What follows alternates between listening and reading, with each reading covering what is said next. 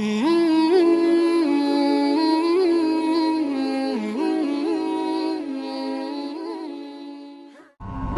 হচ্ছে ইসলামের বিরুদ্ধে যে বইগুলো লেখা হয়েছে তা নিয়ে, যেটা অনেকে বিশ্বাস করে পুরো পৃথিবী জুড়েই যে আমাদের ধর্ম ভুল, আমাদের কোরআন ভুল, আমাদের নবীরা ভুল। আর এটা যারা বিশ্বাস করে তাদের মধ্যে অনেক খ্রিস্টান আছে যারা বাইবেল বিশ্বাস করে। বাইবেল যে নবীদের কথা বলছে, কোরআনও সে নবীদের কথা বলছে। যীশু খ্রিস্ট আমাদের নবী, মুসা আলাইহিস সালামও আমাদের নবী। তাহলে সন্ত্রাসী বলতে শুধু মুসলমানদের বোঝানো হয় কেন? বোন, আপনার প্রশ্নটা খুবই ভালো যে কোরআন আর বাইবেলে যখন এত মিল, তখন মুসলমানদের এত অপদস্থ করা হয় কেন। আমি আপনাদের আগেও বলেছি যে এই মৌলবাদী শব্দটা প্রথম ব্যবহার করা হয়েছিল প্রায় 100 বছর আগে আমেরিকার একদল খ্রিস্টানকে বোঝাতে। ওরা চার্চের বিরোধী ছিল। এই শব্দটা জন্ম হয়েছিল খ্রিস্টানদের বোঝাতে। প্রথম ইংরেজি ভাষায় ব্যবহার করা হয়েছিল খ্রিস্টানদের বোঝাতে। কিন্তু এখন যা বলেছিলাম, দাবার ছক পাল্টে গেছে। তারা এখন শব্দটা ব্যবহার করে মুসলমানদের বোঝাতে। কেন ব্যাপারটা এরকম? আমাদের সাদৃশ্যের ব্যাপারে আমি আগেও বলেছি বোন, ইসলাম ও খ্রিস্টান ধর্মের সাদৃশ্যের কথা। ইসলাম আর খ্রিস্টান ধর্মের মধ্যে অনেক সাদৃশ্য আছে কোরআন ও বাইবেলে। তাহলে আসুন আমরা সবাই মিলে অন্ততপক্ষে সাদৃশ্যগুলো মেনে চলি, আর বৈসাদৃশ্যগুলো পরে আলোচনা করা যাবে। তবে ওরা কেন এমনটা করছে? কারণ আমি আগেও বলেছি পৃথিবীতে এখন ইসলাম প্রসার ঘটছে সর্বোচ্চ হারে। ওই লোকগুলো হয়তো ভয় পাচ্ছে যে ইসলাম যেভাবে ছড়াচ্ছে তাতে করে ওরা এখন যা করছে সেই কাজগুলো বন্ধ করতে হবে। গুড ইভিনিং স্যার, আমার নাম অসাদা জাগরা, আমি একজন আইনের ছাত্রী। প্রথমেই আমি আপনাকে ধন্যবাদ জানাই সন্ত্রাস ও ইসলামের উপর এই বক্তৃতা দেওয়ার জন্য। আমার প্রশ্ন হচ্ছে, আপনি কি মনে করেন হঠাৎ বেড়ে ওঠা সন্ত্রাসী সংগঠনগুলো সম্পর্কে, যেগুলো আসলে ইসলামিক আর তারা ইসলামের নামে যুদ্ধ করে? আর আপনি বলেছেন ইসলাম নির্দেশ দেয় যে নারী, শিশু, বৃদ্ধদের ক্ষতি করা বা হত্যা করা যাবে না, কিন্তু অনেক বোমা বিস্ফোরণ হয়েছে যেখানে নারী ও শিশুরা মারা গেছে। আপনি কি এটার সম্পর্কে কিছু বলবেন? Thank you. বোন, আপনি খুব প্রাসঙ্গিক প্রশ্ন করেছেন যে এটার কারণ কি সন্ত্রাসী সংগঠনের সংখ্যা বাড়ছে মুসলমানদের মধ্যে। অনেকগুলো বোমা বিস্ফোরণ, আর বিশেষ করে যখন ইসলাম বলে যে আপনি শিশুদের হত্যা করবেন না, এর কারণটা কি? আর এটা খুব সুন্দর একটা প্রশ্ন। ব্যক্তিগতভাবে বলছি, আবারও বলছি, ব্যক্তিগতভাবে আমি কোনো সাক্ষাৎকার নেইনি কোনো তথাকথিত 100% কট্টর সন্ত্রাসীর। তবে আমি কারণটা বলতে পারি, যুক্তি দিয়ে বলতে পারি কেন এই ঘটনাগুলো ঘটছে। প্রথমত, কিছু মানুষ হয়তো আসলেই নিরীহ মানুষের উপর অত্যাচার করছে। কিছু মুসলমান হতে পারে ভুল পথে চলছে, তারা হয়তো মানছে না কোরআনের নির্দেশ। যেমন প্রত্যেক গোষ্ঠীতে কিছু কুলাঙ্গার থাকে, এদের মধ্যে একজন সন্ত্রাসী মানব ইতিহাসে। কে সেই লোক? সে হিটলার। সে হত্যা করেছিল 60 লক্ষ ইহুদিকে। তো আমি কি বলতে পারি খ্রিস্টান ধর্মের জন্য দায়ী? হিটলার খ্রিস্টান ছিল, তাই আমি বলতে পারি না যে যেহেতু হিটলার হত্যা করেছিল 60 লক্ষ ইহুদিকে, সেজন্য খ্রিস্টান ধর্ম দায়ী। সে একাই। যদি পৃথিবীর সমস্ত সন্ত্রাসী সংগঠনগুলো দেখেন, আমার সন্দেহ 60 লক্ষ হবে কিনা, কিন্তু হিটলার একাই মেরেছিল 60 লক্ষ। আবার দেখেন মুসলিনি তিনিও একজন খ্রিস্টান। তাই যেহেতু মুসলিনি হত্যা করেছে হাজার হাজার নিরীহ মানুষ, তার অর্থ এই না যে আমি খ্রিস্টান ধর্মকে এর জন্য দায়ী করব। তাই কুলাঙ্গার থাকতে পারে প্রত্যেক ধর্মেই। কুলাঙ্গার, ওরা নিজেদের মুসলমান বলতেই পারে, আর এটা ভুল হতে পারে। 2 নম্বর পয়েন্ট, এটা হতে পারে ওই লোকগুলো হয়রানির শিকার। যদি প্রশ্ন করেন আজকে কোনো ইন্ডিয়ান দেশের স্বাধীনতার জন্য যুদ্ধ করছে না, আপনি কি দেখেছেন কোনো ইন্ডিয়ান স্বাধীনতার জন্য যুদ্ধ করছে? না। কিন্তু 100 বছর আগে অনেকেই করেছেন। তো আপনি যদি প্রশ্ন করেন ভাই জাকের, কেন 100 বছর আগে অনেক ইন্ডিয়ান তাদের স্বাধীনতার জন্য যুদ্ধ করত? কারণ ব্রিটিশ সরকার ইন্ডিয়া শাসন করত। এই কারণেই মানুষ স্বাধীনতার জন্য যুদ্ধ করত। আজকে ব্রিটিশ সরকার চলে গেছে, তাই কেউ আর স্বাধীনতার জন্য যুদ্ধ করছে না। সেজন্য হতে পারে এই মুসলমানরা হয়রানির শিকার হয়েছে, তাদের উপর অন্যায় করা হয়েছে। আর এই ধরনের ঘটনা পৃথিবীর বিভিন্ন জায়গায় ঘটছে, যেমন প্যালেস্টাইন। যদি আপনি ইতিহাস দেখেন তাহলে আপনি সেখানে দেখবেন, যদি আপনি ইতিহাস ঘাটেন আপনি দেখতে পাবেন যে তারা আসলেই হয়রানির শিকার হয়েছে। আর যখন কেউ তাদের সাহায্য করতে আসেনি, তাদের যা ছিল তাই নিয়ে তারা মোকাবেলা করেছে। যেমন ধরুন সেই ঘটনা যা বাইবেলে লেখা আছে, ডেভিড আর গোলিয়াত, একটা পাথরে আনাপ ছিল। তাই দোষটা আমাদেরই, আমরাই দায়ী। কারণ আমরা এই সমস্যার মূল কারণ খুঁজছি না, যদি কোনো সন্ত্রাসী সংগঠন থাকে আমাদের সেখানে গিয়ে দেখতে হবে, খুঁজে বের করতে হবে কি কারণে তারা সন্ত্রাসের পথ বেছে নিয়েছে। শুধুমাত্র এভাবেই সমাধান করা যেতে পারে। তাদেরকে হত্যা করে সমস্যার সমাধান করা যাবে না। আপনি একজনকে হত্যা করবেন, 10 জন আসবে। আমাদেরকে কি করতে হবে? পেছনে ফিরতে হবে, দেখতে হবে কারণটা কি, কোন কারণে আপনারা এই পথ বেছে নিয়েছেন। আমাদের খুঁজে বের করতে হবে মূল কারণ। এখানে উদাহরণ হিসেবে বলা যায় প্যালেস্টাইন, যখন হিটলার হত্যা করেছিল 60 লক্ষ ইহুদিকে, ইহুদিদের তাড়িয়ে দেওয়া হয়েছিল জার্মানি থেকে। আর তখন প্যালেস্টাইনরা বলেছিল আহলান ওয়া সাহলান, তোমরা আমার জ্ঞাতি ভাই, চলে এসো, আমাদের সাথে থাকো। ব্যাপারটা এরকম যে এক অচেনা লোককে বললাম কোনো অসুবিধা না, আমার ঘরে থাকো। কয়েক বছর পরে সে আমাকে ঘর থেকে তাড়িয়ে দিল। আর আমি যখন চিল্লাপাল্লা শুরু করলাম ঘরের বাইরে গিয়ে যে এই লোকগুলো আমার ঘর দখল করে নিয়েছে, তখন আপনি আমাকে সন্ত্রাসী বললেন। আমি কি সন্ত্রাসী? আমি আশ্রয় দিয়েছিলাম এক অচেনা লোককে, শুধুমাত্র মানবতার কারণে আশ্রয় দিয়েছিলাম আমার ঘরে। কয়েক মাস পরে সে আমাকে তাড়িয়ে দিল, আমি বললাম ঘর ফেরত চাই, আপনি আমাকে বললেন সন্ত্রাসী। কাকে দোষ দেব? দোষ আমাদেরই, আমরাই দোষী, আমাদেরই খুঁজে বের করতে হবে এই সমস্যার কারণটা কি। সর্বশক্তিমান আল্লাহ আমাদেরকে বুদ্ধি দিয়েছেন, এমনকি এই শক্তিও দিয়েছেন সবাইকে একত্রিত করার। যদি আপনি মূল কারণটা দেখেন, আপনি জানবেন যে কেন একজন মানুষ মরতে চায়। কে মরতে চায়? কে মরতে চায়? যে মানুষটা বলে যে আমি নিজে তো মরবই, তাহলে কেন আর কয়েকজন সঙ্গে নিয়ে মরবো না? তাহলে আপনি যদি কোনো মনোবিজ্ঞানীকে প্রশ্ন করেন, তিনি বলবেন যে মূল কারণে যেতে হলে এই লোকগুলোকে জিজ্ঞেস করতে হবে কেন তারা এসব করছে। আর অনেক সময় আপনি দেখবেন যে এর পেছনে কোনো না কোনো কারণ আছে। আর কারণটা হচ্ছে, হতে পারে তারা হয়রানির শিকার হয়েছে, আর কিছু মানুষ হতে পারে আসলেই সন্ত্রাসী। কেউ মানুষকে ভয় দেখায় টাকার জন্য, কেউ খ্যাতির জন্য, কেউ রাজনীতির জন্য। তাই আমি একমত বোন, তবে বেশিরভাগই আমি মনে করি তাদের হয়রানি করা হয়েছিল। হতে পারে তারা মুসলমান, হতে পারে হিন্দু, হতে পারে খ্রিস্টান। একটা তীব্র প্রতিক্রিয়া দেখা দেবে যখন মানুষ আর সহ্য করতে পারে না, তার উপর যে অত্যাচার হচ্ছে, তখন সে প্রতিবাদী হয়ে ওঠে। আর মনোবিজ্ঞানীও বলেন, আমি একজন ডাক্তার, আমি বলতে পারি যে তারা শোধ নেওয়ার চেষ্টা করবে, এটা মানুষের স্বভাব। তাহলে একজন মানুষ যে একটা আঙ্গুলও উঁচু করতে চায় না, কেন সে একটা বন্দুক হাতে তুলে নেবে? কেন? তাহলে আমাদের কি করতে হবে? আমাদের মূল কারণ খুঁজে বের করতে হবে আর চেষ্টা করে সমস্যার সমাধান করতে হবে।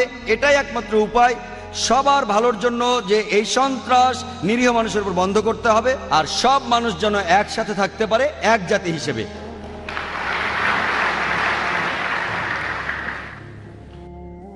হ্যালো, আমার নাম বিদীপক, আমি একজন চার্টার অ্যাকাউন্টেন্ট। আমি আপনাকে একটা প্রশ্ন করতে চাই, সেটা হলো, স্যার, তালিবান সরকার একটা ফতোয়া জারি করেছিল বামিয়ানে বুদ্ধ মূর্তি ধ্বংস করার জন্য। বলা হয়েছিল সেটা ইসলামের বিরুদ্ধে। আমি জানতে চাই এটা আসলে ইসলামের বিরুদ্ধে কি না। এটা কি আসলে সেই পথ যেটা শয়তানের দেখানো পথ, যে ব্যাপারে মুসলমানদের সতর্ক থাকতে হবে? ভাই, আপনি যে প্রশ্নটা করেছেন একই প্রশ্ন আমাকে করা হয়েছিল আমি যখন সুরাটে বক্তৃতা দিচ্ছিলাম। ঘটনাটা ঘটার মাত্র কয়েকদিন পরের কথা। তখন এটা বেশ গরম খবর ছিল। তালেবানরা ধ্বংস করছিল সেই সময় বামিয়ানের বুদ্ধ মূর্তিগুলো। ভাই আমাকে প্রশ্ন করেছেন যে এটা কি ইসলামের বিরুদ্ধে ইত্যাদি। একই প্রশ্ন আমাকে একজন অমুসলিম জিজ্ঞাসা করেছিল সুরাটে, যে কাজটা ঠিক না ভুল। আর তখন কিছু পরস্পর বিরোধী খবর শোনা গিয়েছিল আসলে তারা মূর্তিগুলো ধ্বংস করেছে কিনা। আর তাই তখন আমি বলেছিলাম যে আমি জানি না ওগুলো ধ্বংস করা হয়েছে কিনা, কিন্তু আজকে আমরা জানি যে এটা সত্য ঘটনা, ধ্বংস করা হয়েছে। কাজটা ঠিক না ভুল, আমি যা বলতে পারি যে আমি বিভিন্ন ধর্মের একজন ছাত্র হিসেবে বলছি, ঠিক না ভুল সেটা পরে বলছি। আমি যেটা বলতে পারি যে অবশ্যই তালিবানরা যদি তারা বুদ্ধমূর্তিগুলো ধ্বংস করে থাকে, তারা যেটা করেছে তারা আসলে বৌদ্ধদের উপকারী করেছে। আমি বিভিন্ন ধর্মের একজন ছাত্র, আমি বৌদ্ধ ধর্মগ্রন্থ পড়েছি, আমি পড়েছি ধাম্মাপাঠ, আমি ধর্মগ্রন্থগুলো পড়েছি। এই ধর্মগ্রন্থগুলোর মধ্যে কোথাও লেখা নেই যেখানে বুদ্ধ বলেছেন যে আমার মূর্তি পূজা করো। বুদ্ধ কখনোই বলেননি যে বৌদ্ধরা মূর্তি পূজা করবে। মূর্তি পূজা পরে চালু হয়েছে। আমি যেটা বলতে পারি বিভিন্ন ধর্মের একজন ছাত্র হিসেবে, ঠিক না ভুল সে ব্যাপারে পরে আসছি, তারা যেটা করেছিল আসলেই তারা বৌদ্ধদের উপকার করেছিল। আর বৌদ্ধ ধর্মগ্রন্থের মধ্যে কোথাও লেখা নেই তার মূর্তি বানাতে হবে। এবার প্রশ্নটাতে আসি। এই প্রশ্নটা আমাকে এক সাংবাদিক করেছিল ব্যাঙ্গালোরে,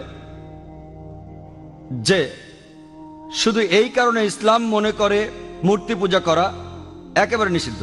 অন্য ধর্মে আছে, খ্রিস্টান ধর্ম বলে, যদি আপনি পড়েন ওল্ড টেস্টামেন্ট, এটা বলা হচ্ছে বুক অফ ডিউটেরোনমিতে 5 নম্বর অধ্যায়ে 7 থেকে 9 অনুচ্ছেদে। এছাড়াও বুক অফ এক্সোডাসে 20 নম্বর অধ্যায়ে 3 থেকে 5 নম্বর অনুচ্ছেদে বলা হয়েছে আমাকে ছাড়া অন্য কারো উপাসনা করো না। আমার উপাসনা করতে কোনো প্রতিমা তৈরি করো না, আমার কোনো রূপক তৈরি করো না উপরের স্বর্গ নিচের পৃথিবী অথবা পৃথিবীর নিচের সমুদ্র থেকে। তাদের সামনে নতজানু হয়েও না, তাদের সেবা করো না, কারণ আমি ঈশ্বর সৃষ্টিকর্তা খুব ঈর্ষাপরায়ণ। তাই খ্রিস্টান ধর্ম অনুসারে, ইহুদি ধর্ম মতে মূর্তি তৈরি করে তাকে ঈশ্বর বলা একেবারে নিষিদ্ধ, একইভাবে নিষিদ্ধ ইসলামেও। তো আমি যখন উত্তর বললাম তারা বৌদ্ধদের উপকার করলো, তখন প্রশ্ন করেছিল যে মূর্তি ভেঙে এই তালেবানরা তারা কি দুঃখ কষ্ট দেয়নি লক্ষ লক্ষ বৌদ্ধদের? আমি বলেছিলাম হ্যাঁ। তাহলে ইসলামকে অনুমতি দেয় লক্ষ লক্ষ বৌদ্ধদের দুঃখ কষ্ট দেওয়ার? আমি সেই সাংবাদিককে প্রশ্ন করেছিলাম কি করা যাবে যদি ইন্ডিয়ান সরকার ধরে ফেলে বেশ কিছু ড্রাগস, কোকেন, ব্রাউন সুগার, যার দাম 10 কোটি টাকা, প্রায় $1.5 মিলিয়ন দামের ড্রাগস ধরলো, তারা কি করবে ইন্ডিয়ান সরকার? সেই সাংবাদিক বললেন যে ইন্ডিয়ান সরকার সেটা পুড়িয়ে ফেলবে। আমি বললাম ভালো। তারপর বললাম আপনি কি জানেন এই পৃথিবীতে লক্ষ লক্ষ মানুষের কাছে ড্রাগস ঈশ্বর? তাহলে আপনি কি ইন্ডিয়ান সরকারের সাথে একমত হবেন না, তাদের বিপক্ষে যাবেন যে তারা ধ্বংস করেছে লক্ষ লক্ষ মাদক সেবীদের ঈশ্বরকে? কারণ ইন্ডিয়ান সরকার মনে করে যে ড্রাগস ক্ষতি করে শরীরের জন্য, তারা যা করছে ঠিক করছে, যদিও সেটা কষ্ট দিচ্ছে লক্ষ লক্ষ ড্রাগ এডিক্টেডদের, কিন্তু এটা ঠিক না জেনেই তারা পুড়িয়ে ফেলছে। আপনি সেখানে গিয়ে ইন্ডিয়ান সরকারকে বলতে পারেন না যে কেন ড্রাগস পড়াচ্ছেন, এডিক্টেডদের খারাপ লাগবে। তাই একইভাবে আফগানিস্তান, সেখানকার সরকার, এটা তাদের সম্পত্তি, ওই মূর্তিগুলো তাদের সম্পত্তি। যদি তারা এই কাজ করতো অন্য কোনো দেশে তাহলে আপত্তি জানাতে পারতেন। তারা তাদের দেশে এটা করেছে, এটা তাদের সম্পত্তি, তাদের পছন্দ হলে তারা রাখবে, ইচ্ছে হলে ধ্বংস করে ফেলবে। আমরা আপত্তি জানানোর কে? আমরা কে? আর এছাড়াও যদি আপনি দেখেন যে লোকজন নিজেদের মধ্যে বলাবলি করছে যে ইন্ডিয়ান সরকার খুবই সহনশীল। আপনি কি জানেন যে বোম্বেতে যখন আপনি ডোমেস্টিক এয়ারপোর্টে আসবেন, সান্টাক্রুজ এয়ারপোর্টে, যেখানে একটা বড় মূর্তি ছিল মহাবীরের, হোটেল জালের ঠিক সামনেই মূর্তিটা ছিল নগ্ন। তারপর লোকজন আপত্তি জানালো, তখন মূর্তিটার সামনে একটা দেয়াল তুলে দেয়া হলো। তারপর কয়েক মাস পরে তারা সরিয়ে ফেললো মূর্তিটা। এই একই লোকগুলি যারা আপত্তি জানালো মূর্তির ব্যাপারে, সেই লোকগুলো নিন্দা জানাচ্ছে আফগানিস্তানকে। কেন? একই লোকগুলো আপত্তি জানালো রাস্তার উপর একটা মূর্তির ব্যাপারে। দেখলেন? আপনি কি জানেন ইন্ডিয়াতে জৈন ধর্মের অনুসারীর সংখ্যা আফগানিস্তানের বৌদ্ধদের চেয়ে বেশি? তাই যখন বোম্বের সরকার সেই মূর্তিটাকে সরিয়ে ফেললো, যাকে মনে করা হয় ঈশ্বর, যাকে মনে করেন তীর্থঙ্কর জৈনরা, আর জৈন ধর্মের অনুসারীর সংখ্যা ইন্ডিয়াতে যারা আছে আফগানিস্তানের বৌদ্ধদের চেয়ে বেশি, সেই সময় কি আপত্তি তোলেনি? আর যখন আফগানিস্তান সরকার এটা করছে তখন আপনি আপত্তি জানাচ্ছেন কেন? এই দুই মুখ নীতি। কারণটা হচ্ছে ওয়ার্ল্ড ব্যাংক। জৈনরা কি দুঃখ পায়নি যখন জৈনরা একটা মূর্তি রাখলো মহাবীরের, যাকে তারা মনে করে তীর্থঙ্কর? আপনি কেন আপত্তি জানাবেন? ঠিক তখনই সবাই বলে উঠলো যে সরাতে হবে মূর্তিটা, সরাতে হবে মূর্তিটা। আর সেই লোকগুলো আপত্তি আর নিন্দা জানাচ্ছে কেন তোমরা ধ্বংস করলে বামিয়ানদের বুদ্ধ মূর্তিগুলো? দুমুখ নীতি। আর তাই আমাদের মানুষ হিসাবে নেওয়া উচিত একমুখ নীতি। এক একবার এক এক রূপ ধারণ করা, এই নিয়ম ভালো না। আমি যেটা মনে করি এটা তাদের সম্পত্তি। ধরেন একজন অমুসলিম একটা বাড়ি কিনলো, সেই ঘরের মধ্যে খোদাই করা আছে কাবা শরীফ। ধরেন কাবা শরীফ, যদি সেই অমুসলিম কাবা শরীফ পছন্দ না করে সেটা ঢেকে ফেলে, কে আপত্তি জানাবে? যদি কেউ। আর বিশ্বাস করেন, যদি কোনো মুসলমান যদি সে তৈরি করে কোন মূর্তি মোহাম্মদ সাল্লাল্লাহু আলাইহি সাল্লামের, আপনি যদি সেই মূর্তি ধ্বংস করেন, সারা বিশ্বের মুসলমান যদি আপনার বিপক্ষে থাকে, আমি ডাক্তার জাকির নায়েক আপনার পক্ষে থাকবো। কারণ মোহাম্মদ সাল্লাল্লাহু আলাইহি সাল্লামের মূর্তি তৈরি করা সম্পূর্ণ নিষেধ। যদি কোনো মুসলমান পাগল মোহাম্মদ সাল্লাল্লাহু আলাইহি সাল্লামের মূর্তি তৈরি করে এবং তার পূজা করে, আর আপনি একজন অমুসলিম যিনি ইসলাম সম্পর্কে জানেন, আপনি যদি সেই মূর্তি ধ্বংস করেন, যদি সারা বিশ্বের মুসলমান আপনার বিপক্ষে থাকে, আমি ডাক্তার জাকির নায়েক আপনার পক্ষে থাকবো। আসসালামু আলাইকুম ব্রাদার। ব্যক্তিগতভাবে আমি এই প্রশ্নটা করতে চাই। বর্তমানে সামাজিক, রাজনৈতিক আর ধর্মতাত্ত্বিক প্রেক্ষাপটের সামনে আজকের পৃথিবীতে যা দেখছি, আমি খুব দ্বিধাদ্বন্দ্বে আছি যে কোন পক্ষে যাব। আমি এটাও বুঝছি না যে কোনটা ঠিক আর কোনটা ভুল। যাবতীয় কুসংস্কারকে বাদ দিয়ে এটা আজকে প্রমাণিত যে বিশ্বাসীদের কাজকর্ম দিয়েই কোনো ধর্মকে বিচার করা যায়। এই যুক্তিটা ধরে নিয়ে কিভাবে আমি মনস্থির করব, কিভাবে আমি আমার বিশ্বাসকে ঠিক রাখবো? বেশ কিছু ব্যাপারে মতামতের অমিল হচ্ছে আমার সাথে আমার সঙ্গী সাথীদের। ব্যক্তিগতভাবে আপনি কি সমর্থন করবেন সাদ্দাম হোসেনকে, পারস্যের মুজাহিদ যোদ্ধাদের, প্যালেস্টাইনে আত্মঘাতী যোদ্ধার মৃত্যুকে?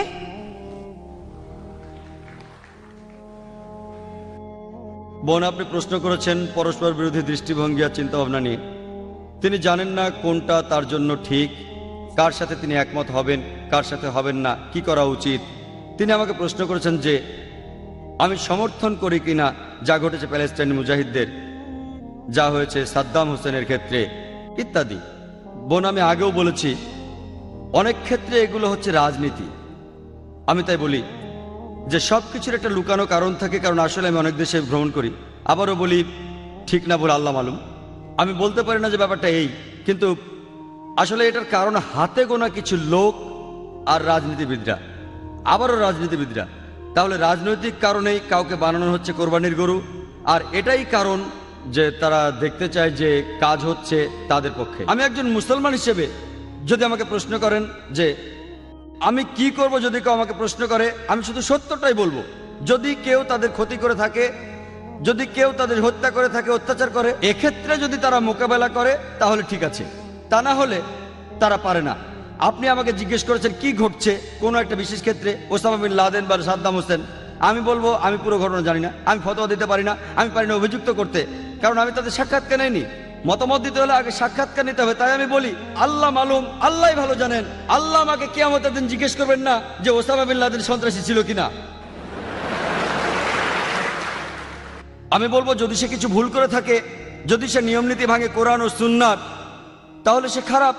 যদি সে নিয়ম না ভাঙে সে ভালো। এটার উপর ভিত্তি করে আমি পরীক্ষায় পাশ করব না। আমাকে কি পড়তে হবে? আমাকে পড়তে হবে কোরআন, আমাকে পড়তে হবে ধর্মগ্রন্থ।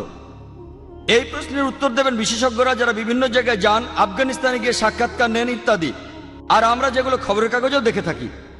আপনাকে বা আমাকে একজন মুসলমান হিসেবে সর্বশক্তিমান আল্লাহ তাআলা কিয়ামতের দিন জিজ্ঞেস করবেন না সাদ্দাম হোসেন যে একজন সন্ত্রাসী, সে ব্যাপারে কি তুমি একমত? আমরা বলতে পারি আল্লাহ মালুম, আমরা জানি না। আমরা তাদের সমর্থনও করি না, তাদের নিন্দাও করি না। যদি অকাট্য প্রমাণ থাকে একজন লোকের বিরুদ্ধে, কোনো মুসলমানের বিরুদ্ধে যে কোনো কাজ করেছে যেটা প্রমাণিতভাবে কোরআনের বিপক্ষে, আমরা তাকে নিন্দা জানাবো। কিন্তু যদি প্রমাণ না থাকে, যেটা হলো আংশিক প্রমাণ, আমাদের থাকতে হবে নিরপেক্ষ। এটাই কোরআন বলে। আর আপনার বিশ্বাস দুর্বল হবে না বোন, আপনার বিশ্বাসের ভিত্তি হবে সেই সত্যি যা বলা আছে ধর্মগ্রন্থে। সবচেয়ে ভালো উপায় যেভাবে বিশ্বাস আনা যায় তা হলো কোরআন পড়া। আপনি কোনো খুঁত পাবেন না কোরআনে, আপনি পরস্পর বিরোধী কিছু পাবেন না কোরআনে। যদি আপনি আরবি ভাষা বুঝতে না পারেন তাহলে আপনাকে পড়তে হবে অনুবাদ। এই যে এই বইটি লিখেছেন আব্দুল্লাহ ইউসুফ আলী, আর এই অনুবাদটা বাইরের দোকানেও পাওয়া যায়।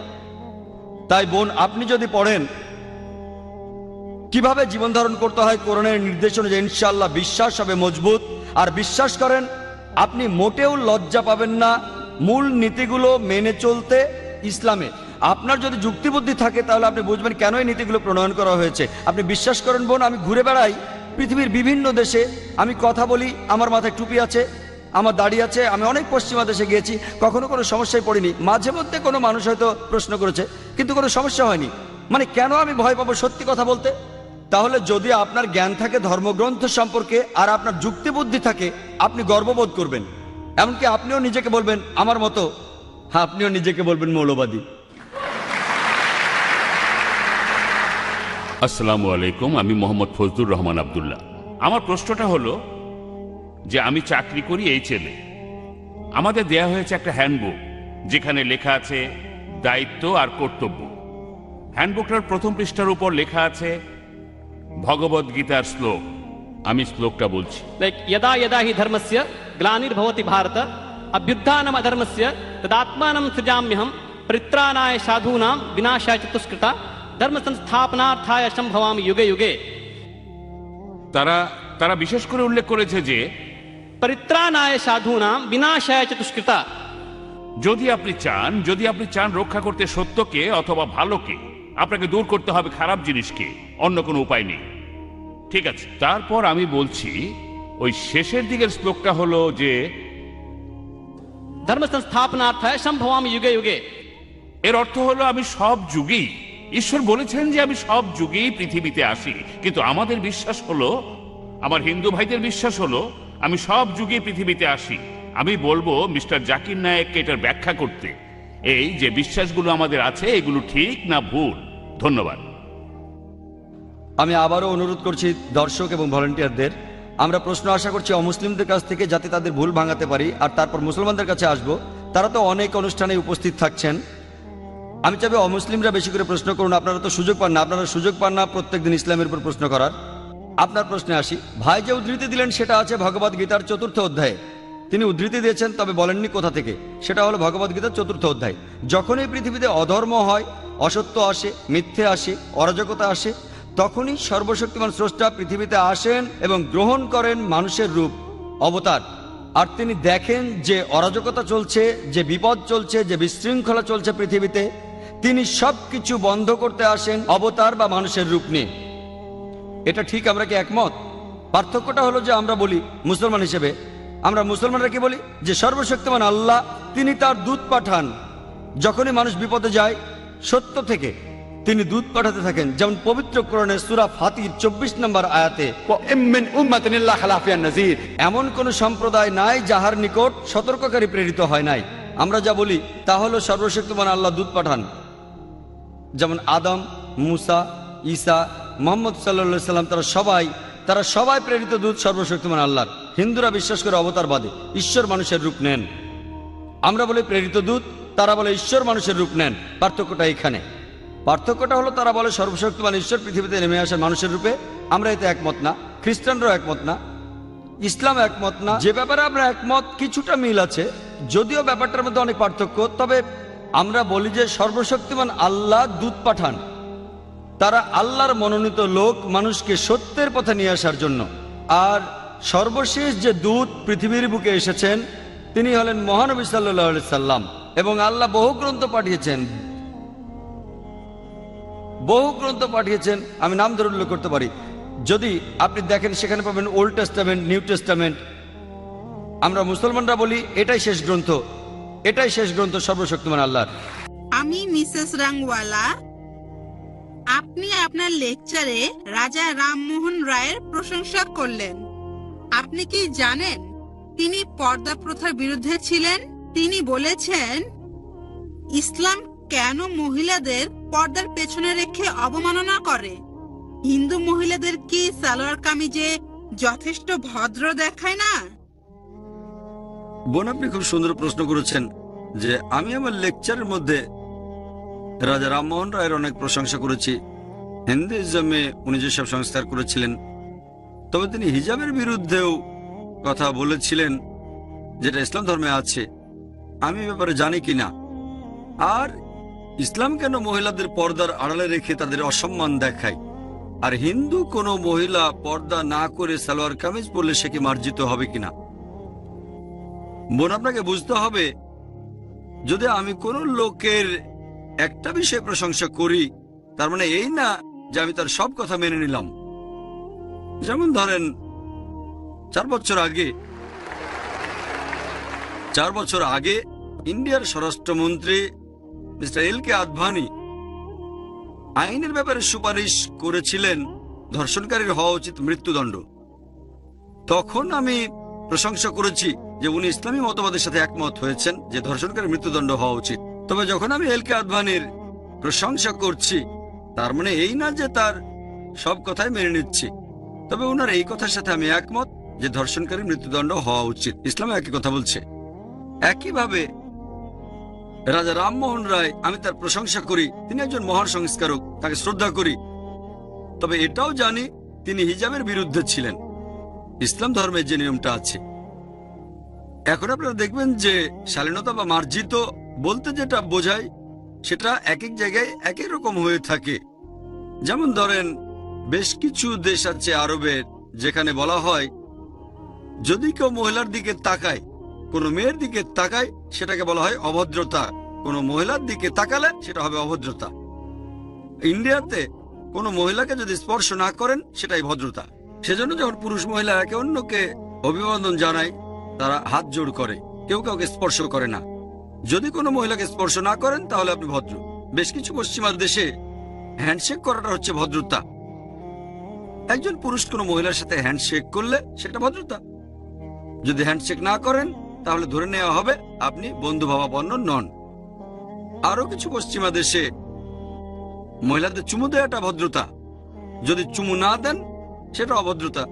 কিছু পশ্চিমা দেশে একজন পুরুষ আর একজন মহিলা যা খুশি করতে পারে, যদি স্বেচ্ছায় করে থাকে তাহলে সেটা হচ্ছে ভদ্রতা। এক এক জায়গায় মানুষের ভদ্রতার লেভেলটা এক এক রকম হয়ে থাকে। যেমন ধরেন আমেরিকায় কোনো মহিলা যদি পরে মিনিস্কার্ট অথবা শর্টস, সেটাকে বলা হবে ভদ্রতা। কিন্তু একই মহিলা যদি ইন্ডিয়ায় এসে মিনিস্কার্ট আর শর্টস পরে, আমরা তাকে বলবো অভদ্র। একবার আমেরিকা লেকচার দিচ্ছি, একজন আমেরিকান আমাকে বলল, ভাই জাকির, আপনাদের ইন্ডিয়ার মহিলারা খুবই অভদ্র। অবাক হলাম, আমি একমত হলাম না। সে বলল, অবশ্যই ইন্ডিয়ান মহিলারা যখন শাড়ি পরে তাদের পেট দেখা যায়।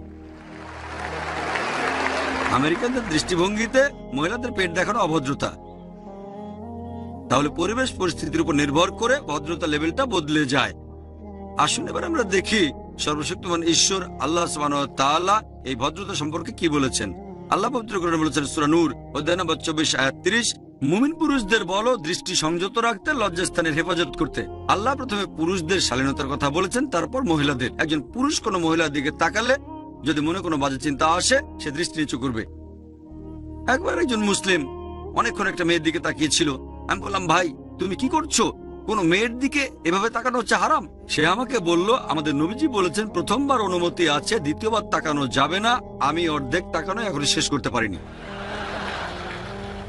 নবীজি যখন বলেছেন প্রথমবার তাকানো যাবে, দ্বিতীয়বার তাকানো যাবে না, তিনি আসলে বুঝিয়েছেন যদি অনিচ্ছাকৃতভাবে কোনো মেয়ের দিকে তাকান, তারপর ইচ্ছাকৃতভাবে তার সৌন্দর্যটা উপভোগ করবেন না। এমন না যে 10 মিনিট এক দৃষ্টিতে তাকিয়ে বলবেন প্রথম দেখাটা এখনো শেষ করিনি। পরের আয়াতটা মহিলাদের হিজাবের কথা বলছে। আল্লাহ পবিত্র কোরআনে বলছেন, সূরা নূর অধ্যায় 24 আয়াত 31, মুমিন নারীদেরকে বলো তারা দৃষ্টি সংযত রাখবে, লজ্জাস্থানের হেফাজত করবে, আর যেটা সাধারণত প্রকাশ থাকে সেটা ব্যতীত সৌন্দর্য প্রকাশ করবে না, আর মাথার কাপড় দিয়ে গ্রীবা ও বক্ষদেশ আবৃত করে। এটা করা লাগবে না বাবা, স্বামী, ছেলের সামনে। তারপর মাহরামদের এক তালিকা যাদের সে বিয়ে করতে পারবে না। হিজাব পালনের শর্তগুলো কোরআন এবং সহিহ হাদিসে বলা হয়েছে। মোট 6টা শর্ত। প্রথমটা হিজাবের সীমা। পুরুষের হিজাবের সীমা নাভি থেকে হাঁটু নিচ পর্যন্ত। মহিলাদের সারা শরীর ঢাকা থাকবে, শুধু যে অংশটা দেখানো যেতে পারে মুখ আর কবজি পর্যন্ত হাত। বাকি 5টা শর্ত পুরুষ মহিলাদের জন্য একই। দ্বিতীয় শর্ত হচ্ছে যে পোশাকটা পরবে সেটা স্বচ্ছ হবে না, যেন ভেতর থেকে দেখা না যায়। তৃতীয় শর্ত, পোশাকটা এমন আটোসাটো হবে না যেন কাঠামো বোঝা যায় শরীরের।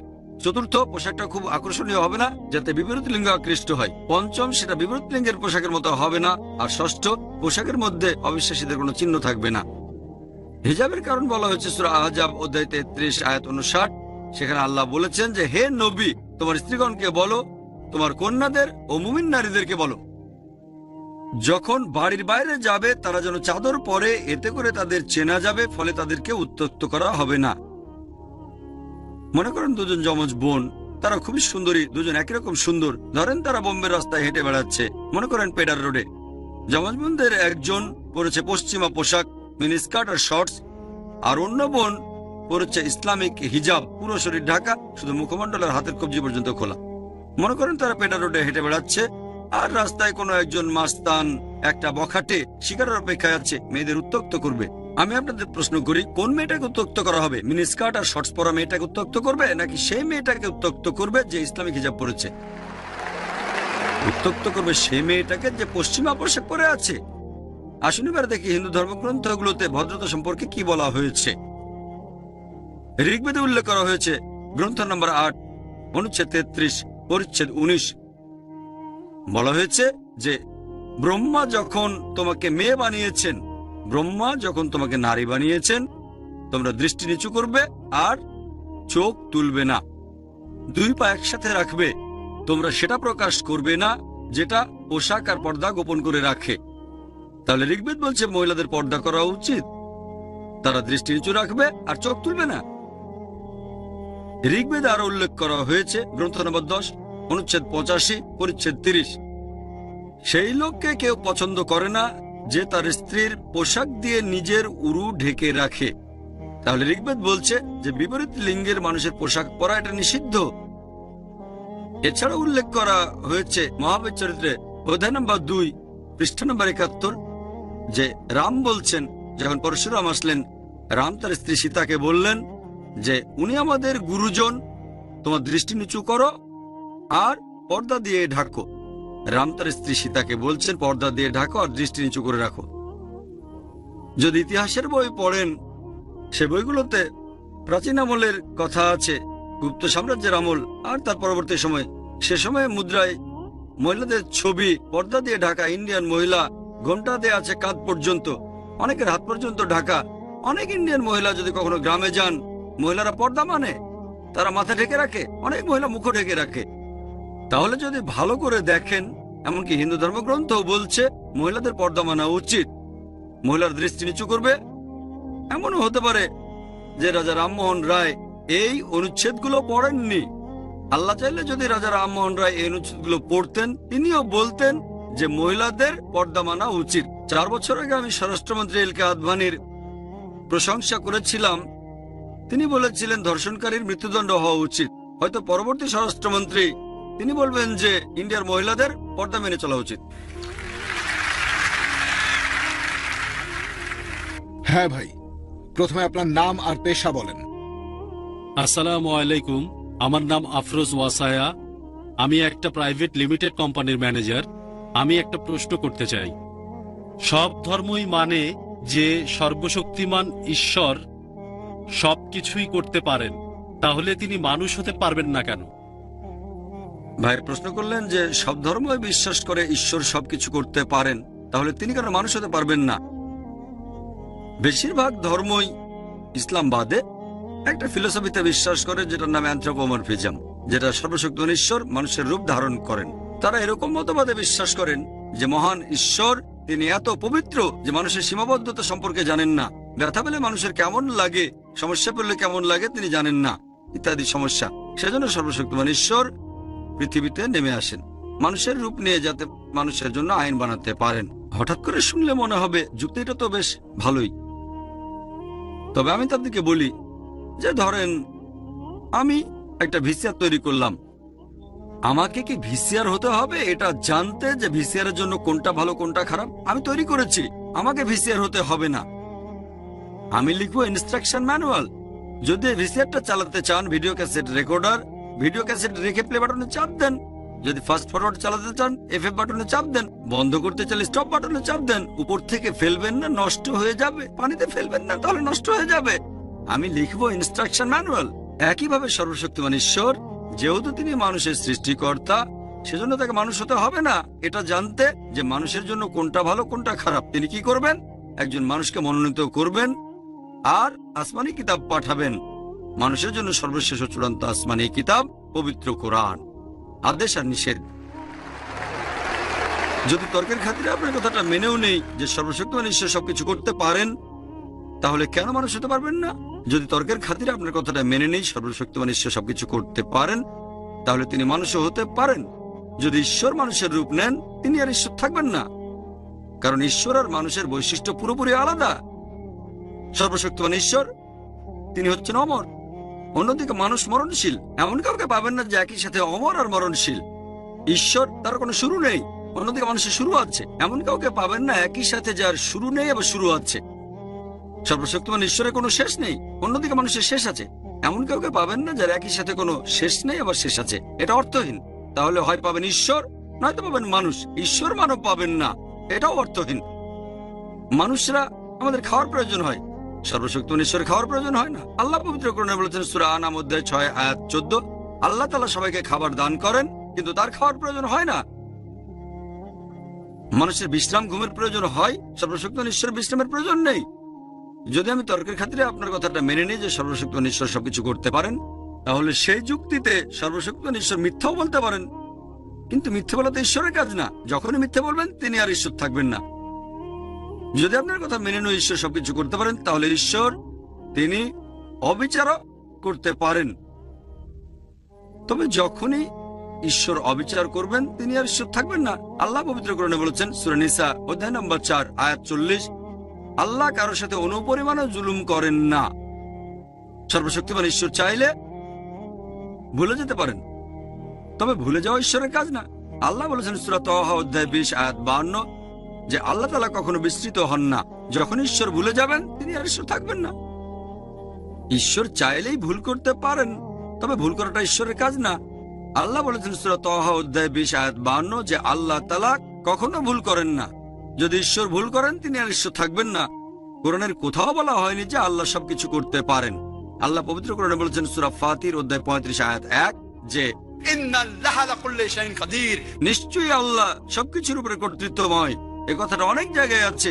সূরা বাকারা অধ্যায় 2 আয়াত 106, সূরা বাকারা অধ্যায় 2 আয়াত 109, সূরা বাকারা অধ্যায় 2 আয়াত 284, সূরা আলে ইমরান অধ্যায় 3 আয়াত 29, সূরা নাহল অধ্যায় 16 আয়াত 77, সূরা ফাতির অধ্যায় 35 আয়াত 1 আল্লাহ বলেছেন ইন্নাল্লাহা আলা কুল্লি শাইইন কাদির, নিশ্চয়ই আল্লাহ সবকিছুর উপর কর্তৃত্বময়।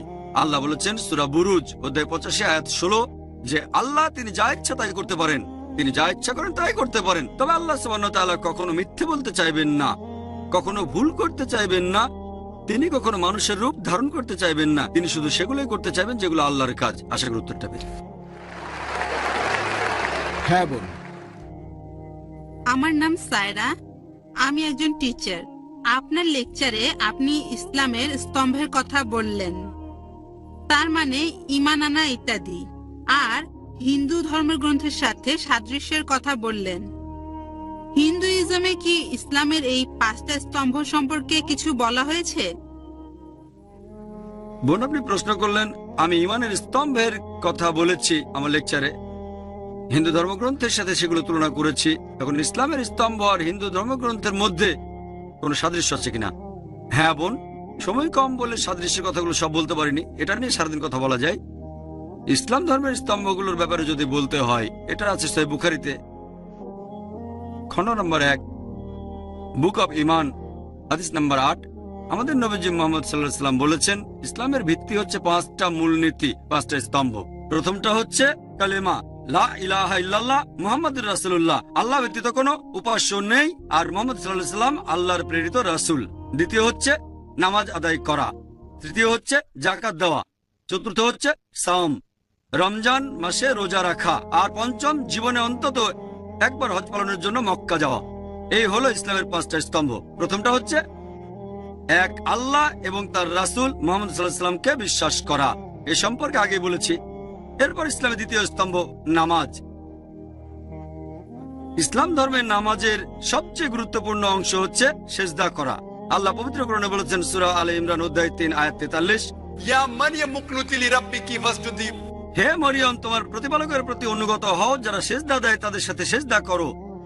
আল্লাহ পবিত্র কোরআনে বলেছেন সূরা হজ অধ্যায় নম্বর 22 আয়াত 77, ইয়া আইয়ুহাল্লাযীনা আমানু, হে মুমিনগণ তোমরা রুকু করো এবং সিজদা করো, যারা সিজদা করে তাদের সাথে। তাহলে প্রধান অংশ হচ্ছে সিজদা করা। হিন্দুইজমে বিভিন্ন ধরনের উপাসনা আছে। এরকম একটা উপাসনা যেটাকে বলা হয় ষষ্ঠাঙ্গ। ষষ্ঠাঙ্গের স মানে সাথে, অষ্ট মানে 8, অঙ্গ মানে শরীরের অংশ। ষষ্ঠাঙ্গ মানে শরীরের 8টা আলাদা অংশ। তার মানে উপাসনার সময় শরীরের 8টা অংশ স্পর্শ করতে হবে। যদি ভালো করে দেখেন হিন্দুদের এই ষষ্ঠাঙ্গের সেরা উপায়টা, সেটা আমাদের নামাজের সিজদার মতোই। শরীরের 8টা অংশ স্পর্শ করি, প্রথমে কপাল, তারপর নাক, তারপর 2 হাত, 2 হাঁটু আর 2টো পা। ইসলামের তৃতীয় স্তম্ভ হচ্ছে যাকাত, দান করা। প্রতি হিজরি বছর অতিরিক্ত সম্পদের 2.5% দান করতে হবে। যাকাতের কথা কোরআনেও বলা হয়েছে সূরা আল হাশর অধ্যায় নম্বর 59 আয়াত 7। যাকাতের বিধান দেওয়া হয়েছে যাতে করে সম্পদ শুধু বিত্তশালীদের মধ্যে আবর্তন না করে। একই রকম কথা বলা হয়েছে ঋগ্বেদে গ্রন্থ নাম্বার 10 অনুচ্ছেদ 117 পরিচ্ছেদ 5 যে গরিব লোকদের দান করো। তুমি এটা জানো না, আজকে তুমি হয়তো বড় লোক, আগামীকালই গরিব হয়ে যেতে পারো। আর ধন সম্পদ ঘুরতে থাকে রথের চাকার মতো। ইসলাম একই কথা বলছে। 4 নম্বর স্তম্ভ সাওম, তার মানে পুরো রমজান মাসে রোজা পালন করা, পানাহার করা থেকে বিরত থাকা সূর্যোদয় থেকে সূর্যাস্ত পর্যন্ত। হিন্দু ধর্মে অনেক ধরনের রোজা পালন আছে। এরকম একটা রোজার কথা বলা হয়েছে মনুস্মৃতিতে 6 নম্বর অধ্যায় অনুচ্ছেদ 24, সেটা 1 মাস রোজা রাখা। রোজার কথা আবারও বলা হয়েছে মনুস্মৃতিতে অধ্যায় নম্বর 4 অনুচ্ছেদ 222, এছাড়াও মনুস্মৃতি অধ্যায় 11 অনুচ্ছেদ নম্বর 204। পঞ্চম স্তম্ভ হচ্ছে হজ। যে প্রাপ্তবয়স্ক মুসলিমের হজ করার সামর্থ্য আছে সে অন্তত একবার হজ করবে, তার মানে হজ পালন করার জন্য সে অন্তত একবার মক্কা শহরে যাবে। হিন্দুজমে অনেক ধরনের তীর্থযাত্রা আছে। একটা টাইপের কথা বলা হয়েছে ঋগ্বেদে গ্রন্থ নম্বর 3 অনুচ্ছেদ 29 পরিচ্ছেদ 4। একটা জায়গার নাম ইলাইসপাত, একটা তীর্থ উপাসনার জায়গা যার নাম ইলাইসপাত। ইলা মানে আল্লাহ, স্পাদ মানে জায়গা, তাহলে ইলাইসপাত মানে আল্লাহর জায়গা। আর বলা হয়েছে এই জায়গাটা পৃথিবীর একেবারে কেন্দ্রে। আমরা জানি মক্কা রয়েছে পৃথিবীর একেবারে কেন্দ্রে। তাহলে বেদ বলছে যে তীর্থযাত্রার একটা স্থান হলো আল্লাহর জায়গা। আমরা বলি বাইতুল্লাহ, যেটা রয়েছে পৃথিবীর কেন্দ্রে। এরপর আরো দেখবেন ঋগ্বেদে গ্রন্থ নম্বর 3 অনুচ্ছেদ 29 পরিচ্ছেদ 11 নারসাংসার কথা বলা হয়েছে, মানে নবীজি মোহাম্মদ সাল্লাল্লাহু সাল্লাম। এই তীর্থযাত্রার জায়গাটা মক্কা ছাড়া আর কিছুই না। আর আপনারা যদি সংস্কৃত ডিকশনারি পড়েন সেখানে বলা হয়েছে ইলাসপাদ মানে ঈশ্বরের জায়গা, একটা তীর্থস্থান। মক্কার কথা আরো উল্লেখ করা হয়েছে ঋগ্বেদে গ্রন্থ নম্বর 1 অনুচ্ছেদ 128 পরিচ্ছেদ 1। এই হলো সংক্ষেপে হিন্দুইজম আর ইসলামের স্তম্ভগুলোর মধ্যে সাদৃশ্য। এবারের প্রশ্ন বাম দিকের মাইক থেকে। আসসালামু আলাইকুম, আমার নাম আতিফ সুমার, আমি ছাত্র। আমার প্রশ্ন হলো, মূর্তি পূজা করার সময় হিন্দু বিশেষজ্ঞরা বলেন তারা সর্বশক্তিমান ঈশ্বরের উপাসনা করছেন, তবে এই মূর্তি হলো মনোযোগের জন্য। ইসলাম ধর্ম অনুযায়ী এটার কি অনুমতি আছে?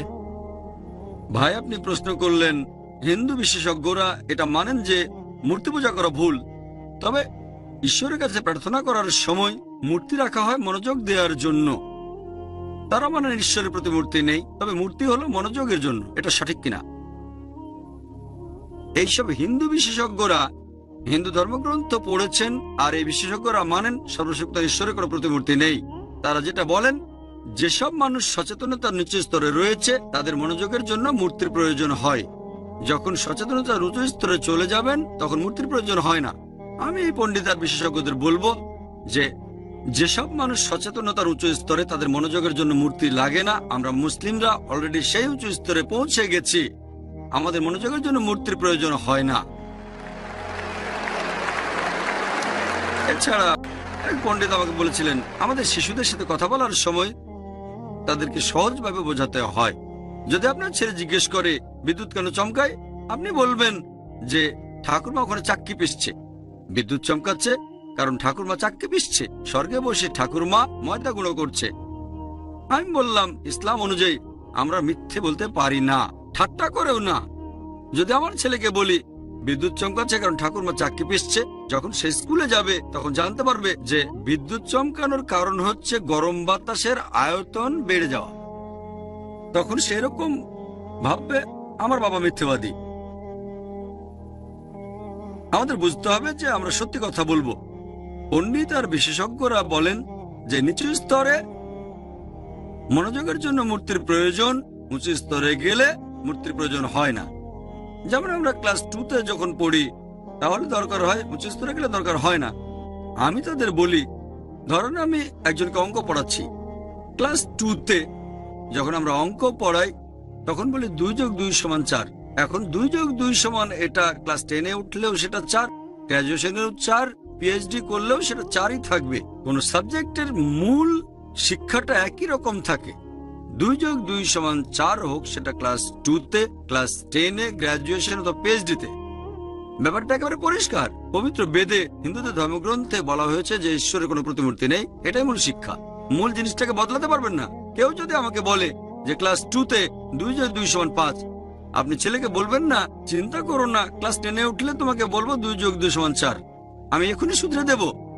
তাই এটা সব হিন্দু বিশেষজ্ঞদের দায়িত্ব যে সাধারণ হিন্দুদের বলবেন হিন্দু ধর্মগ্রন্থ অনুযায়ী সর্বশক্ত ঈশ্বরের কোনো প্রতিমূর্তি নেই। এটাই মূল শিক্ষা। তাহলে একেবারে প্রাথমিক স্তরে বিশেষজ্ঞদের জানানো উচিত যে মূর্তি পূজা করা ভুল। আশা করি উত্তরটা পেয়েছেন।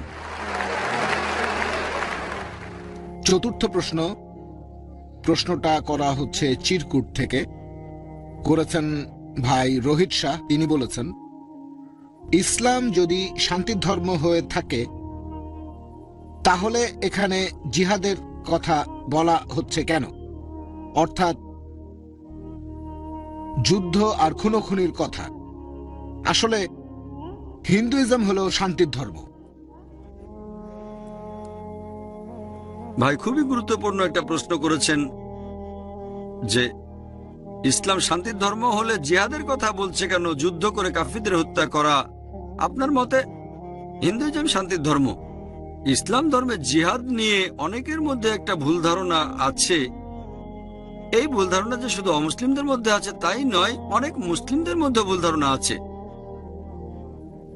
তারা মনে করে যে কোনো যুদ্ধ যদি মুসলিম করে, কারণ যাই হোক, হতে পারে কোনো ব্যক্তিগত লাভ, হতে পারে খ্যাতির জন্য, হতে পারে টাকার জন্য, কোনো মুসলিম যুদ্ধ করলেই সেটা জিহাদ।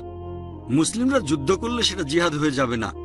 জিহাদ এসেছে আরবি শব্দ জাহাদা থেকে, যার মানে চেষ্টা করা, সংগ্রাম করা। ইসলামী পরিভাষায় এর মানে নিজের শয়তানি প্রবৃত্তির বিরুদ্ধে সংগ্রাম করে যাওয়া। এর আরেকটা মানে সমাজের উন্নতির জন্য চেষ্টা করে যাওয়া, আরেকটা মানে যুদ্ধের ময়দানে আত্মরক্ষার জন্য লড়াই করা, আরেকটা মানে হচ্ছে অত্যাচার অবিচারের বিরুদ্ধে প্রতিবাদ করা।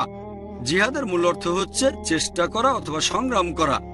প্রায় দেখা যায় যে ইসলামের সমালোচকরা, এমনকি হিন্দু সমালোচকও, যেমন অরুণ সুরি একটা বই লিখেছেন দ্য ওয়ার্ড অফ ফতোয়া, তিনি সেখানে সূরা তাওবা অধ্যায় 9 আর 5 উদ্ধৃতি দিয়েছেন যে পবিত্র কোরআন বলছে যখনই তুমি কাফিরকে দেখবে, ব্র্যাকেটের মধ্যে হিন্দু, যখনই কোনো কাফিরকে দেখবে তাকে মেরে ফেলো।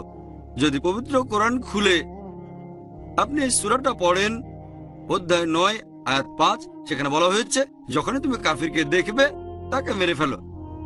তবে এটা হলো প্রসঙ্গ ছাড়া উদ্ধৃতি।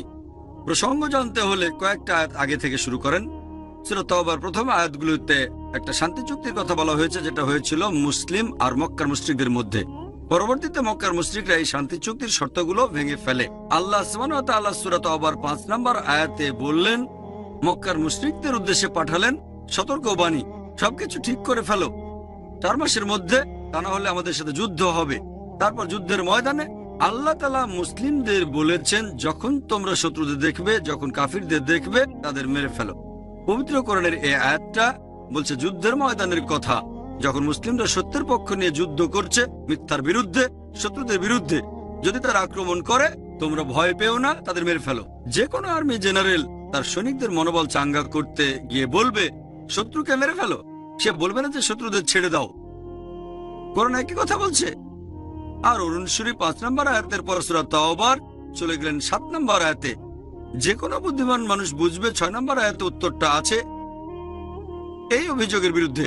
6 নম্বর আয়াত বলছে যে যদি শত্রুরা, যদি মুশরিকরা শান্তি চায়, এমনিতে ছেড়ে দিও না, তাদেরকে নিরাপদ কোন স্থানে পৌঁছে দাও যাতে তারা আল্লাহর বাণী শুনতে পারে। এখনকার দিনে সবচেয়ে দয়ালু জেনারেল হয়তো বলবে ঠিক আছে শত্রুদের ছেড়ে দাও। কোন আর্মি জেনারেল বলবে যে শত্রুদের নিরাপদ স্থানে পৌঁছে দাও? কোরআনের কথাই বলছে। আর এ সম্পর্কে আরো একটা ভুল ধারণা আছে যে জিহাদ মানে পবিত্র যুদ্ধ। পবিত্র যুদ্ধের আরবি হচ্ছে হারবুম মুকাদ্দাসা। পবিত্র কোরআনের কোথাও হারবুম মুকাদ্দাসা বলা হয়নি, কোন হাদিসও বলা নেই। জিহাদ শব্দটার অনুবাদ পবিত্র যুদ্ধ নয়। এই পবিত্র যুদ্ধ শব্দটা প্রথম ব্যবহার করা হয় ক্রুসেডারদের সম্পর্কে। এই খ্রিস্টান ক্রুসেডাররা অনেক দেশ দখল করেছে, অনেক মানুষকে হত্যা করেছে খ্রিস্টান ধর্মের নাম নিয়ে। এখন তারাই পবিত্র যুদ্ধ শব্দটা মুসলিমদের ক্ষেত্রে ব্যবহার করে, যেটা ঠিক না। দুর্ভাগ্যজনকভাবে অনেক তথাকথিত মুসলিম বিশেষজ্ঞ আছেন, তারাও জিহাদের অনুবাদ করেন পবিত্র যুদ্ধ, যেটা সম্পূর্ণ ভুল। আসুন দেখি হিন্দু ধর্মগ্রন্থগুলো জিহাদ সম্পর্কে কি বলছে। এটা উল্লেখ করা হয়েছে ভগবত গীতায় অধ্যায় 2 অনুচ্ছেদ 50। শ্রীকৃষ্ণ অর্জুনকে বলছেন যোগব্যায়ামের চেষ্টা করো, তোমার জন্য উপকারী। চেষ্টা করা, সংগ্রাম করা। তাহলে কৃষ্ণ অর্জুনকে চেষ্টা আর সংগ্রাম করতে বলেছেন। যদি মহাভারত পড়েন, মহাভারত এখানে জ্ঞাতি ভাইদের মধ্যে একটা যুদ্ধের বর্ণনা দেওয়া হয়েছে, কৌরব আর পাণ্ডবদের মধ্যে। মহাভারতে এরকম হাজার হাজার অনুচ্ছেদ আছে, শুধু যুদ্ধের কথা বলা হয়েছে। কোরআনের চেয়ে অনেক বেশি যুদ্ধের কথা। আপনারা যদি ভগবত গীতা পড়েন, ভগবত গীতা এটা হিন্দুদের একটা পবিত্র ধর্মগ্রন্থ। এখানে রয়েছে অর্জুনের উদ্দেশ্যে যুদ্ধের ময়দানে বলা শ্রীকৃষ্ণের উপদেশগুলো। ভগবত গীতা বলছে অধ্যায় 1 অনুচ্ছেদ 42 থেকে 46, অর্জুন বলছে আমি বরং মারা যাব নিরস্ত্র অবস্থায়, যুদ্ধ না করে, কিন্তু জ্ঞাতি ভাইদের মারতে পারবো না। তার মানে কৌরবদের, ধৃতরাষ্ট্রের সন্তানদের। শ্রীকৃষ্ণ উত্তর দিলেন এর পরের অধ্যায়, অধ্যায় 2, অনুচ্ছেদ 2, হে অর্জুন, তোমার মনে এমন অশুদ্ধতা কিভাবে আসলো যে তুমি লড়াই করবে না, তুমি স্বর্গে যেতে পারবে না? এমন নপুংসক চিন্তা কিভাবে তোমার মাথায় আসলো? তোমার হৃদয় দুর্বল হয়ে গেছে। শ্রীকৃষ্ণ বলছেন ভগবদ গীতা অধ্যায় 2, অনুচ্ছেদ 31 থেকে অনুচ্ছেদ 33, কৃষ্ণ বলছেন হে অর্জুন, তুমি একজন ক্ষত্রিয়, তুমি যুদ্ধ করবে, তাহলে স্বর্গে যেতে পারবে, তা না হলে যেতে পারবে না। আর সেই ক্ষত্রিয় আশীর্বাদ প্রাপ্ত যে সত্যের জন্য লড়াই করে। আর ইসলামের অনেক সমালোচক কোরআন এবং হাদিসের বিরুদ্ধে কথা বলে, তারা উদ্ধৃতি দেয় সহিহ বুখারী 4 নম্বর খণ্ড, বুক অব জিহাদ অধ্যায় 2, হাদিস নম্বর 46। সেখানে আমাদের নবীজি বলেছেন মুজাহিদ হলো সেই লোক যে সংগ্রাম করে আল্লাহ সুবহানাহু ওয়া তাআলার পথে। যুদ্ধের ময়দানে যদি কোনো মুজাহিদ মারা যায়, সে জান্নাতে যাবে, বেহেশতে যাবে। যদি সে জয়ী হয় তাহলে সে পাবে গনিমতের মালপত্র। ঠিক একই কথা বলেছেন শ্রীকৃষ্ণ ভগবদ গীতা অধ্যায় 2, অনুচ্ছেদ 37, হে অর্জুন, তুমি লড়াই করো, যদি মারা যাও তাহলে স্বর্গে যাবে, আর যদি যুদ্ধে জয়ী হও তাহলে এই পৃথিবীর সম্পদ উপভোগ করতে পারবে। ঠিক একই কথা আছে সহিহ হাদিসে। চিন্তা করেন, যদি আমি উদ্ধৃতি দিয়ে বলি যে ভগবদ গীতায় লেখা আছে তোমার জ্ঞাতি ভাইদের হত্যা করো, আমার এটা বলা মোটেও ঠিক হবে না। তাহলে প্রসঙ্গ ছাড়া বলছি, ঠিক হবে না। সঠিকটা হচ্ছে ভগবদ গীতা বলছে তোমরা সত্যের পক্ষে যুদ্ধ করবে, মিথ্যার বিরুদ্ধে। যদি তোমার শত্রু জ্ঞাতি ভাইও হয় যারা মিথ্যার পক্ষে, সত্যের খাতিরে তাদের হত্যা করলে কোনো সমস্যা নেই। তাহলে প্রসঙ্গ ছাড়া উদ্ধৃতি দেওয়া ঠিক না। এখানে আমরা বুঝতে পারছি যখন বিভিন্ন টাইপের মানুষের সাথে কথা বলবো, জানতে হবে কিভাবে তাদের বোঝানো যায়। বিশ্বাস করেন, অনেক হিন্দু আমার সাথে কথা বলেছে যে জিহাদ করা ভুল। যখন আমি তাদের বলি আপনাদের ভগবদ্গীতাতে উল্লেখ করা হয়েছে যে জ্ঞাতি ভাইদের হত্যা করো, তারা বলবেন না, এখানে তো শ্রীকৃষ্ণ সত্যের পক্ষে আর মিথ্যার বিরুদ্ধে যুদ্ধের কথা বলেছেন। আমি বলি কোরআন তো একই কথা বলছে। ও, কোরআন যদি একই কথা বলে তাহলে তার সাথে আমরা একমত। হ্যাঁ ভাই। সামির খতিব একজন ব্যবসায়ী। নবীজি মুহাম্মদ সাল্লাল্লাহু আলাইহি ওয়াসাল্লাম এর কথা 4000 বছরের পুরনো বেদ আর পুরাণে উল্লেখ করা হয়েছে। তাহলে আপনি বলেন ডক্টর নায়েক, এই গ্রন্থগুলো কি ঈশ্বর প্রেরিত? আর হিন্দুরাও কি তাহলে আহলে কিতাব? ভাই একটা সুন্দর প্রশ্ন করেছেন। নবীজি মুহাম্মদ সাল্লাল্লাহু আলাইহি ওয়াসাল্লামের ব্যাপারে বেদ আর অন্যান্য ধর্মগ্রন্থে ভবিষ্যৎবাণী করা হয়েছে। এই ধর্মগ্রন্থগুলোকে কি আমরা ঈশ্বরের বাণী বলতে পারি? আর হিন্দুদেরকে আহলে কিতাব বলা যায়? ভাই, এই আহলে কিতাব সম্পর্কে আমি আগেও বলেছি, এখানে বলা হয়েছে কিতাবীদের কথা। এটা নির্দিষ্ট করে ইহুদি আর খ্রিস্টানদের বোঝাচ্ছে। আহলে কিতাব মানে ইহুদি আর খ্রিস্টান। আপনার প্রশ্নতে আসি যে বেদ বা অন্যান্য হিন্দু ধর্মগ্রন্থকে ঈশ্বরের বাণী বলা যায় কিনা। আল্লাহ পবিত্র কোরআনে বলেছেন সূরা রাদ অধ্যায় 13 আয়াত 38, প্রত্যেক যুগে আমি আসমানি কিতাব পাঠিয়েছি, তবে পবিত্র কোরআনে মাত্র 4টার নাম উল্লেখ করা হয়েছে, তাওরাত, জাবুর, ইনজিল এবং কোরআন। তাওরাত হলো সেই আসমানি কিতাব যেটা নাজিল হয়েছিল মুসা আলাইহিস সালামের উপর। জাবুর হলো সেই আসমানি কিতাব যেটা নাজিল হয়েছিল দাউদ আলাইহিস সালামের উপর। ইনজিল হলো সেই আসমানি কিতাব যেটা নাজিল হয়েছিল ঈসা আলাইহিস সালামের উপর। আর কোরআন হলো শেষ ও চূড়ান্ত আসমানি কিতাব যেটা নাজিল হয়েছিল মুহাম্মদ সাল্লাল্লাহু আলাইহি সাল্লামের উপর। এখন যে আসমানি কিতাবগুলো নাজিল হয়েছিল সেগুলো ছিল একটা নির্দিষ্ট সময় আর সম্প্রদায়ের জন্য। কোরআনের আগের ওইগুলো ছিল নির্দিষ্ট সময় আর সম্প্রদায়ের জন্য। কোরআন নাজিল হয়েছে পুরো মানব জাতির জন্য। আপনার প্রশ্নটা যে বেদ আর অন্যান্য হিন্দু ধর্মগ্রন্থকে আল্লাহর বাণী বলা যায় কিনা, যেহেতু বেদের কথা কোরআনে কোনো রকম উল্লেখ করা হয়নি, আমরা একেবারে নিশ্চিত হয়ে বলতে পারি না যে এগুলো আল্লাহর বাণী। আমরা যেটা বলতে পারি, হতে পারে এগুলো আল্লাহর বাণী। যদি আমাকে বলেন আল্লাহ তো অনেক নবী রাসূল পাঠিয়েছেন, এখন আমরা কি রাম অথবা লক্ষণকে বলতে পারি রাসূল? আল্লাহ বলেছেন তিনি পৃথিবীতে অনেক আসমানি কিতাব পাঠিয়েছেন, অনেক নবী রাসূল পাঠিয়েছেন। যেহেতু কোরআনে বলা হয়নি যে বেদ আল্লাহর বাণী, আমরা বলতে পারি হয়তো এটা আল্লাহর বাণী, নিশ্চিত হয়ে বলতে পারি না। একইভাবে এটাও বলতে পারি না যে রামকৃষ্ণ হলেন আল্লাহ তাআলার রাসূল, বলতে পারি যে হতে পারেন।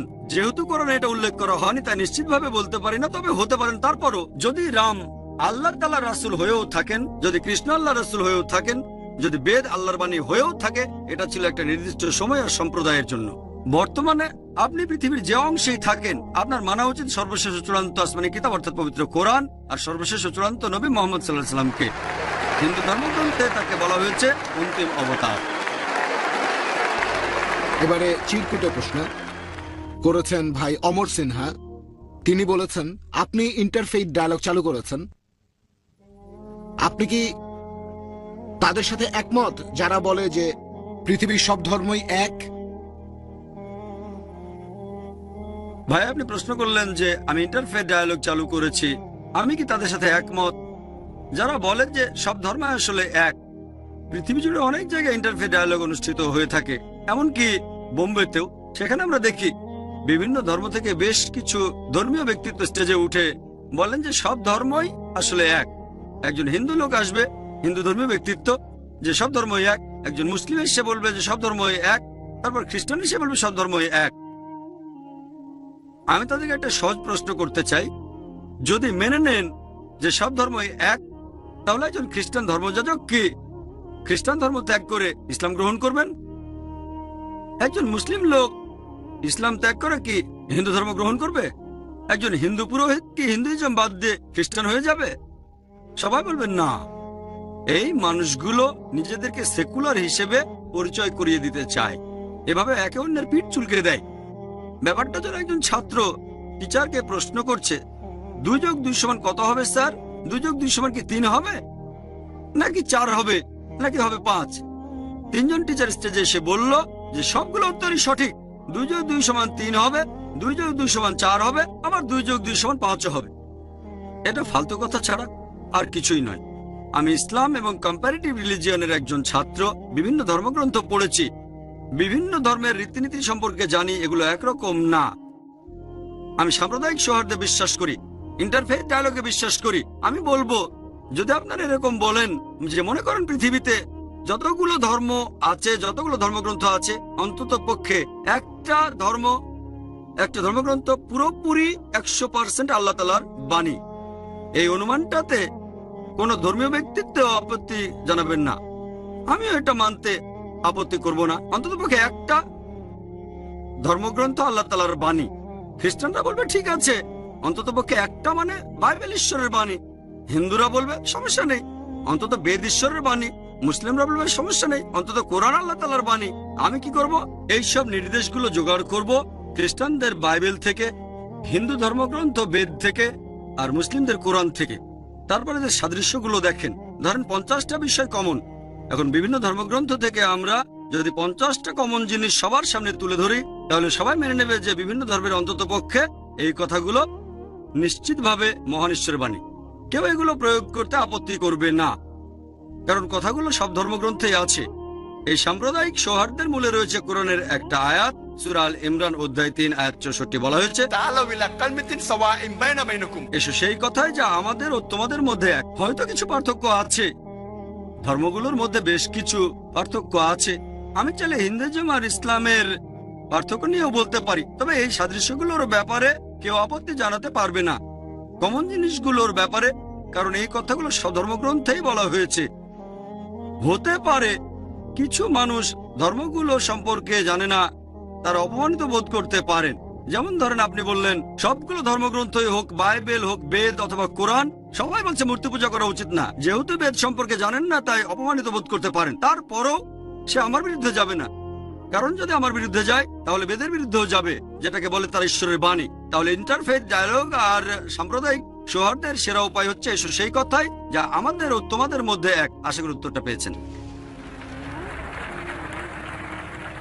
হ্যাঁ ভাই। আমার নাম মুবিন সোলকার, পেশায় একজন আইনজীবী। প্রথমেই বলি, হিন্দু ধর্মগ্রন্থের উপর আপনার দখল দেখে আমি মুগ্ধ হয়েছি, আসলেই অসাধারণ। আপনি আপনার লেকচারে হিন্দুইজম আর ইসলামের অনেক সাদৃশ্যের কথা বলেছেন। তাহলে কি ইসলাম অনুযায়ী একজন মানুষ হিন্দু হতে পারেন?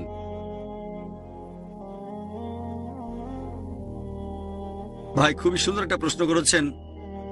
আমি আমার লেকচারে হিন্দুইজম আর ইসলামের অনেক সাদৃশ্য নিয়ে আলোচনা করলাম। তার মানে কি এই যে ইসলাম অনুযায়ী একজন মানুষ হিন্দু হতে পারে? ভাই, এই হিন্দু শব্দটা দিয়ে যদি ভৌগোলিক অবস্থান বোঝান যে মানুষ ইন্ডিয়ায় বসবাস করে, তাহলে ইসলাম অনুযায়ী কোনো আমার সমস্যা নেই যদি তাকে ইন্ডিয়ান বলা হয়। আমি একজন ইন্ডিয়ান আর আমি ইসলাম ধর্ম পালন করি, আমি আমার দেশকে নিয়ে গর্ববোধ করি আর মুসলিম হিসেবে গর্ববোধ করি। ইসলামে এটা নিয়ে কোনো সমস্যা নেই যদি আপনি ইন্ডিয়ান হন আর ইসলাম ধর্ম পালন করেন। কিন্তু যদি বলেন যে হিন্দু হচ্ছে সেই লোক যে হিন্দুইজমের ধর্মগ্রন্থগুলো মেনে চলে, তাহলেও আমার কোনো আপত্তি থাকবে না যদি সেই হিন্দু যে হিন্দুইজমের ধর্মগ্রন্থের প্রতিষ্ঠিত সত্যগুলো মেনে চলে। প্রতিষ্ঠিত সত্য বলতে আমি কি বোঝাচ্ছি? প্রতিষ্ঠিত সত্য মানে হিন্দু ধর্মগ্রন্থের সেই কথাগুলো যেগুলো আল্লাহ তাআলার সর্বশেষ ও চূড়ান্ত আসমানি কিতাব পবিত্রকরণেও আছে। এখানে আমি বলছি বেদ আর কোরআনের কথা। আমি আগেও বলেছি দুটো ধর্মগ্রন্থে বলছে ঈশ্বর কেবলমাত্র একজন, নবী রাসূলে বিশ্বাস করে, শেষ নবী মুহাম্মদ সাল্লাল্লাহু আলাইহি সাল্লাম পরকালে বিশ্বাস করে। যদি তারা এই প্রতিষ্ঠিত সত্যগুলো বিশ্বাস করে আমার কোনো আপত্তি নেই। কিন্তু যদি বলেন হিন্দু হচ্ছে সেই লোক যে সবকিছু বিশ্বাস করে হিন্দু ধর্মগ্রন্থে যেগুলো বলা হয়েছে, তাহলে আমি কম্পারেটিভ রিলিজিয়নের ছাত্র হয়ে একমত হতে পারবো না। কারণ একজন হিন্দুর পক্ষে হিন্দু ধর্মগ্রন্থের সব কথা বিশ্বাস করা সম্ভব হবে না। কারণ অনেক সময় বিভিন্ন হিন্দু ধর্মগ্রন্থের কথাগুলো পরস্পর বিরোধী হয়ে থাকে। অনেক সময় একটা ধর্মগ্রন্থের কথা যেমন ঋগ্বেদ পরস্পর বিরোধী হয়, মনুস্মৃতির কথা পরস্পর বিরোধী। যেমন ধরেন এক জায়গায় বলা হয়েছে শুকরের মাংস খাওয়া উচিত না, আরেক জায়গায় বলা হয়েছে শুকরের মাংস খাওয়া যাবে। কারো পক্ষে একই সাথে পরস্পর বিরোধী কথা মানা সম্ভব হবে না। আমাদের বুঝতে হবে যে হিন্দু ধর্মগ্রন্থেও কিছু কথা বলা হয়েছে যেগুলো অনৈতিক। সংস্কারকরাই বলে গেছেন, তারা বলেন যে বর্ণপ্রথা, যেটার বিরুদ্ধে রাজা রামমোহন রায় আর জাস্টিস রানাডে বলেছেন। তারা সতীদাহ প্রথার বিরুদ্ধেও কথা বলেছেন, যেখানে মৃত স্বামীর জ্বলন্ত চিতায় জীবিত স্ত্রীকে পুড়িয়ে মারা হতো। এই জিনিসগুলো মেনে চলা সম্ভব না। এ কারণে আমি বলেছি যদি একজন হিন্দু ধর্মগ্রন্থের প্রতিষ্ঠিত সত্যগুলো মানে, আর এটা মানে একজন অন্তিম ঋষি ছিলেন। যখন গৌতম বুদ্ধ হিন্দুইজমকে বিশুদ্ধ করতে চাইলেন কুসংস্কার বাদ দিয়ে, অনেকের তার বিরুদ্ধে চলে গিয়েছিল। এই লোক কিভাবে বেদের সংস্কার করবে? পরে হিন্দুরা মেনে নিয়েছিল বুদ্ধ 24 জন অবতারের মধ্যে 23তম। তারা আরো মানে বুদ্ধ হলেন বিষ্ণুর 9ম অবতার। একইভাবে হিন্দু ধর্মগ্রন্থে দেখবেন বলা হয়েছে যে মুহাম্মদ সাল্লাল্লাহু আলাইহি সাল্লাম হলেন 24তম অবতার, তিনি বিষ্ণুর 10ম অবতার, তিনি হলেন অন্তিম ঋষি। তাহলে হিন্দুরা যদি প্রতিষ্ঠিত সত্যকে বিশ্বাস করে, যদি মুহাম্মদ সাল্লাল্লাহু আলাইহি সাল্লামকে আল্লাহর রাসূল হিসেবে বিশ্বাস করে, এক ঈশ্বরে বিশ্বাস করে, পরকালে বিশ্বাস করে, তাহলে হিন্দু হওয়ার কোনো সমস্যা নেই।